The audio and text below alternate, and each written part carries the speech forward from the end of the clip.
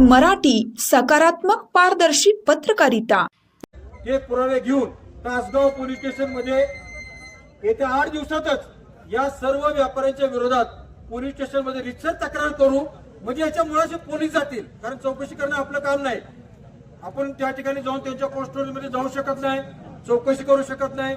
द्रास बागायतदार संघाच्या पदाधिकाऱ्यांनी धाडस दाखवलं, परंतु त्यांनाही मर्यादा आहेत। मार्केट कमिटी कारवाई करेल का याची शंका आहे, आणि म्हणून रितसर गुन्हा एकदा नोंद केला की हा गुन्हा अन्वेषण खातं जे आर्थिक आहे त्यांच्याकडे हा वर्ग करायचा।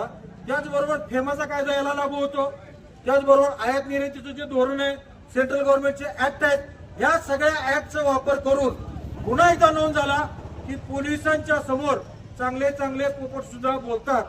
हे सुद्धा पोपट पटापटा बोलतील, आणि मग हा माल किती आला, कुणाकडून आणला, काय दराने आणला, त्याचं वॉशिंग कुठं झालं, त्याची विक्री कोणकोणत्या मार्केट यार्डामध्ये दुकानात झालेली आहे, हे सुद्धा तेवढे दोष आहेत। आणि म्हणून ही सगळी प्रक्रिया आम्ही पुढच्या आठवड्यामध्ये निश्चितपणाने करणार आहोत। शेतकरी भावांनो, तुम्ही महेश भाऊंच्या एका हाकेला धावून आलात, त्याबद्दल मी सर्वप्रथम तुमचं ऋण व्यक्त करतो।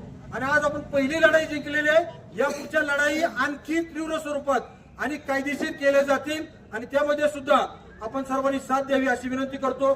खूप वेळ झालेला आहे, आपण खूप लांबून आलेला आहे। महेश भाऊंचं या ठिकाणी आभाराचं भाषण होईल, आणि त्यानंतर तहसीलदारांना निवेदन देऊन हा कार्यक्रम आपण थांबूया। जय हिंद।